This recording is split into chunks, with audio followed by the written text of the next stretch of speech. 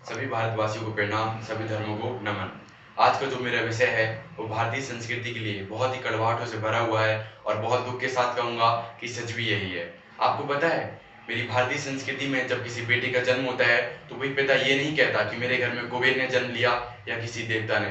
हाँ, लेकिन जब किसी बेटी का जन्म होता है तो हर पिता गर्व से कहता है कि मेरे घर में लक्ष्मी पैदा हुई है, मेरे घर में देवी ने जन्म लिया है। एक पिता का बेटी के लिए संदेश। एक पिता अपनी प्यारी लाडली बेटी को इस विश्वास के साथ स्कूल, कॉलेज या कोचिंग भेजता है कि मेरी बेटी मेरा नाम समाज में और दुनिया में रोशन करेगी। और पूरी जिंदगी में एक पिता अपनी बेटी से सिर्फ एक चीज मांगता है कि मेरी बेटी, मेरी इज्जत का हमेशा ध्यान रखना, क्योंकि मेरी इज्जत तुझसे शुरू होती है और तुझ पर ही आकर खत्म।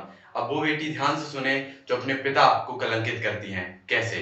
निकलती तो स्कूल, कॉलेज के लिए हैं, लेकिन बीच रास्ते में इन्हें मिलता है शादी से पहले वाला प्यार, यानी इनका बॉयफ्रेंड। अब ये अपने प्यार को व्यक्त करने के लिए पार्कों में और सिनेमा हॉलों में अपना समय व्यतीत करती हैं और अपने पिता की क्लास लगाती हैं। वो पिता जो गर्मी में कड़ी धूप में अपनी बेटी के लिए दहेज इकट्ठा कर रहा है। और जब ये इनका प्यार शारीरिक संबंधों में बदल जाता है तो ये अपने पिता की वर्षों की तपस्या को भूलकर कुछ महीने पहले आए उस लड़के के लिए अपने कपड़े उतारती हैं। अब ध्यान से सुने, हे मेरी बहनों, आप अपने तन के कपड़े बस नहीं उतारती हैं, उसके साथ उतारती हैं आप अपने पिता की इज्जत को, उस पिता के स्वाभिमान को, उसके अभिमान को, उस पिता की परवरिश को, उस पिता के दिल में तुम्हारे लिए जो माँ लक्ष्मी और देवी का पूजनीय स्थान है, उस स्थान को सभी को शर्मसार करती हो और पिता के कहने पर झूठ कहती हो कि पिता वो तो बस मेरा दोस्त है। ऐसा नहीं है मेरी बहनों कि मेरे दिल में आपके लिए जगह नहीं है।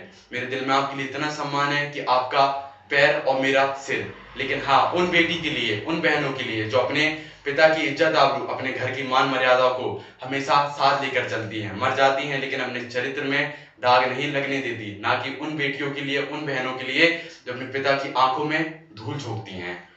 आपको पता है, बचपन में जब हम खेलते थे और जब हमारे कपड़े मिट्टी से गंदे हो जाते थे, उनमें दाग लग जाता था, तो हमारी माँ बड़े प्यार से कहती थी, बेटा दाग है, कोई बात नहीं, साफ हो जाएगा। लेकिन जब हम बड़े होते हैं और जब हमारे चरित्र में दाग लगता है तो कोई दुनिया की कोई माँ और दुनिया की कोई साबुन उसे नहीं मिटा सकती। मेरी बहनों, बस आप मुझसे ज्यादा समझदार हैं। चरित्र जो एक बार अगर गंदा हो जाए तो उसे नहीं धोया जा सकता। सनातन धर्म की जय हो।